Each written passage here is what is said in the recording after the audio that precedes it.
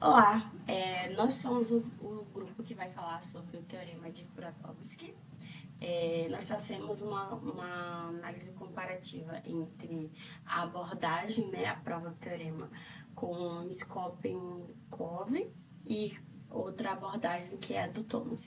Além disso, nós trouxemos corolários relacionados, como foi sugerido pelo professor, e a nossa ideia foi fazer uma análise mais comparativa mesmo entre esses dois teoremas. Esses dois teoremas, não, essas duas abordagens do teorema. Pode passar. Primeiro, a gente precisa entender que estamos falando sobre caracterização de grafos planares. Então, nesse caso, a gente está falando sobre identificar ou não se aquele grafo ele é um grafo planar. E nesse caso, o que seria um grafo planar? Então, ele é aquele grafo que ele pode ser desenhado no plano sem o cruzamento entre as arestas. Então, nesse caso, seria num plano bidimensional. E o teorema de Kuratowski, ele fornece um critério estrutural para a gente identificar se esses grafos eles são planares ou não planares. Nesse caso, ele basicamente indica que você não precisa, por exemplo, desenhar esse gráfico. Você tem uma ideia generalizada de caso você encontre dois tipos de gráficos, que a gente vai falar posteriormente, você sabe que aquele gráfico não é planar. Pode passar.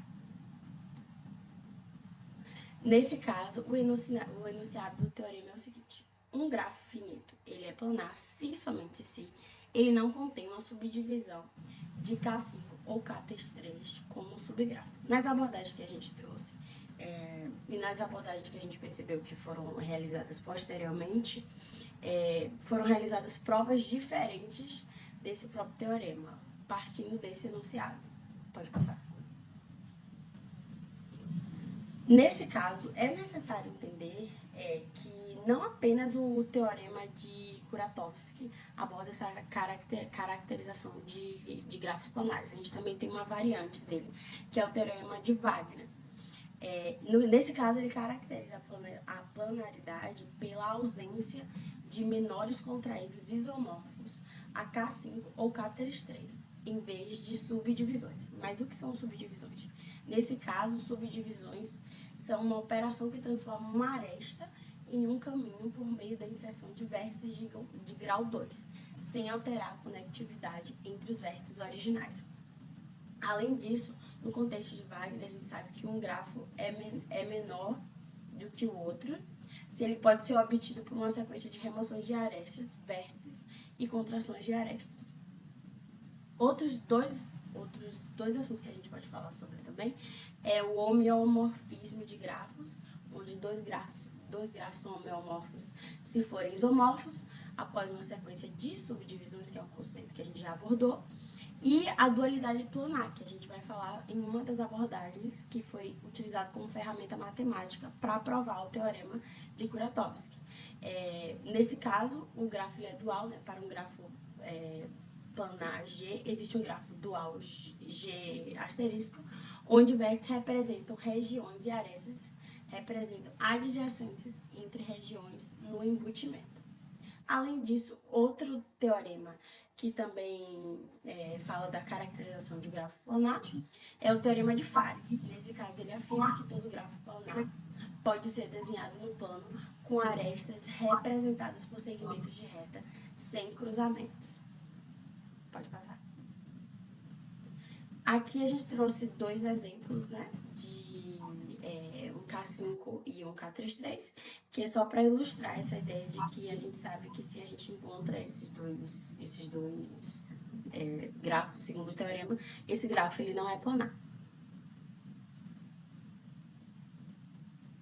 Bom, falando um pouco agora sobre a abordagem de Skopin-Kov, o objetivo dela é a gente provar por contradição mínima que não existe, que dado um grafo finito não planar G, ele não vai conter uma subdivisão de K5 e nem de K3. É uma divisão, por exemplo, mínimo, porque a gente vai escolher o menor grafo que tem a menor quantidade de vértices e de arestas que vão suprir esses requisitos. E a partir disso, ele traz várias transformações pontuais para provar que, inevitavelmente, uma dessas uma dessas subdivisões, ela vai ser encontrada dentro desse grafo mínimo.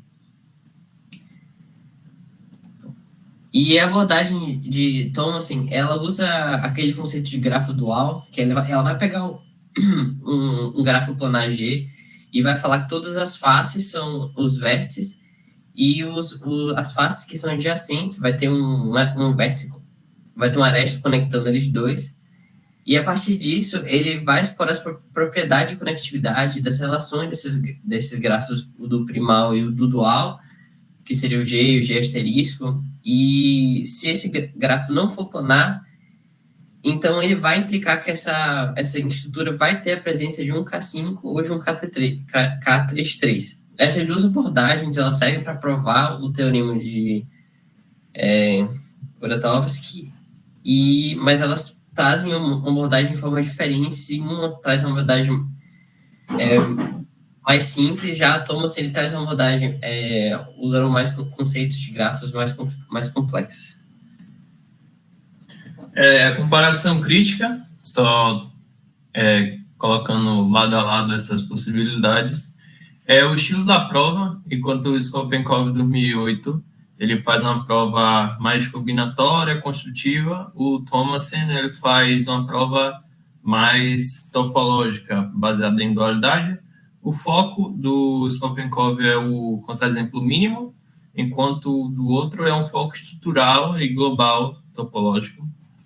E a acessibilidade, enquanto o Skopjenkov é uma prova mais acessível para turmas de estudantes de computação, matemática, que estudam esse tema como a gente estuda, e outra abordagem mais abstrata, mais avançada para quem já é da área de matemática, requisitos conceituais, um dispensa a dualidade de topologia, o outro requer essa formação mais avançada, mais em topologia das áreas de matemática.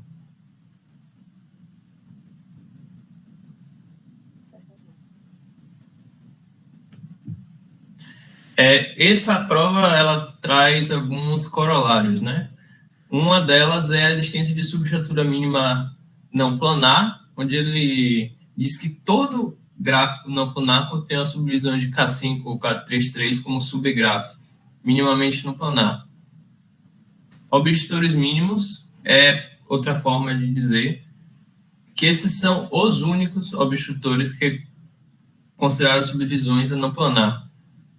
Ou seja, eles são os únicos que atingem isso, e eles são suficientes para causar essa não planaridade do grafo se eles forem encontrados na estrutura. O 3, que é dualidade de planaridade, a dualidade preserva a planaridade se um grafo G é planar e conexo, então seu dual G estrela também é planar. É conhecido como o teorema da dualidade, né? Ele identifica os obstrutores e esse teorema caracteriza essa condição equivalente entre isso aí. Limites para arestas. Um gráfico planar simples com n maior que 3 vértices possui no máximo 3n menos 6 arestas. Isso é usado para provar que K5 não é planar, porque ele tem 10 arestas. Você pode ver pela fórmula. Ele teria que ter menos que isso. O que é uma contradição. Os subgrafos de grafos planares são planares. A planaridade é herdada por subgrafos. Isso aí é intuitivo de ver. Se você for olhando para cada parte do grafo que ele não tem cruzamento entre as arestas, você não vai achar nenhuma aresta se cruzando. E o teorema de Farey como corolário prático, que é todo grafo planar pode ser desenhado com arestas retilíneas não cruzadas.